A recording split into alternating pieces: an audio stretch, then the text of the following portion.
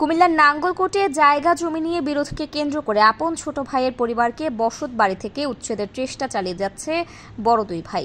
ঘটনাটি ঘটেছে ১৬ জুলাই মঙ্গলবার সকালে উপজেলার মকরপুর ইউপির ভাত্রা দক্ষিণপাড়া ভূঁইয়া বাড়িতে।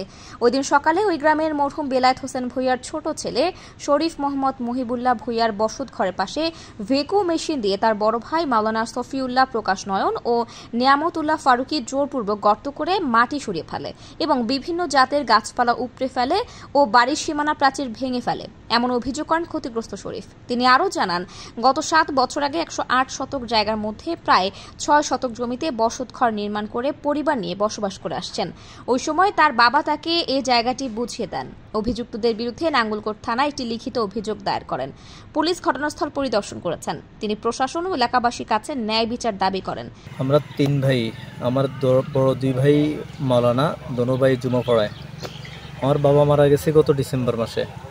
আমার বাবা থাকতে আমারে অল্প একটু জায়গা এদিকে বাঁধাই দিয়ে গেছে, এদিকে বাড়ি বাঁধার জন্য। আমি এখানে বাড়ি বাঁধছি অলরেডি।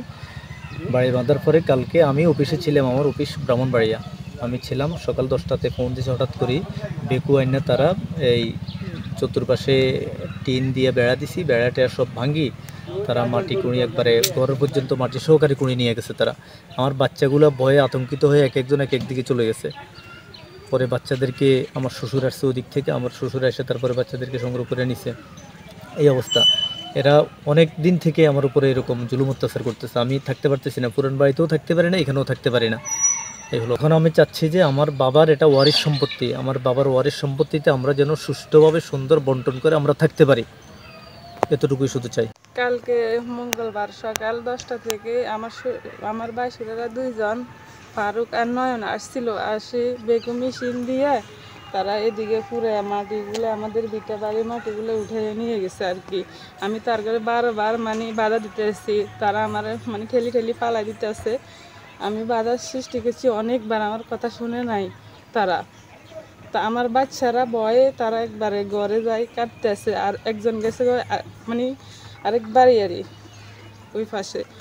এরপরে আমার শ্বশুরে 7 বছর আগে আমরা ঘরটা দিছিলাম। আমার শ্বশুরে বলছিল জায়গাটা বাঁধার জন্য, ঘরটা দেওয়ার জন্য। আমরা এখানে আসছি, তারপরে আমাদেরকে পুরান বাড়িতেও থাকতে দেয় না, অনেক অত্যাচার করে তারা। একবার কারেন্টের মিটার সব কাটি একবারে ভাঙচুর করে দিছে, আমাদেরকে থাকতে দেয় না। বাধ্য হয়ে আমরা এদিকে আসছি, বাড়ি করছি, এদিকেও থাকতে দেয় না। বারবার আসি তারা। আরও কিছু দিন আগেও আসি, ঘর ভাঙচুর করছি। আমি আসছি গাছের ডাল কাটার জন্য। ডাল কাটার পরে 10টা সাড়ে 10টার সময় এই নয়ন আর ফারুক এরা বেগুনিয়ায় প্রথম বেড়াটা ভাঙিছে। এরপরে এই মাটি কাটি এখান থেকে নিয়েছে। শরীফ আজকে এখানে প্রায় দীর্ঘদিন ধরিয়ে বসবাস করে।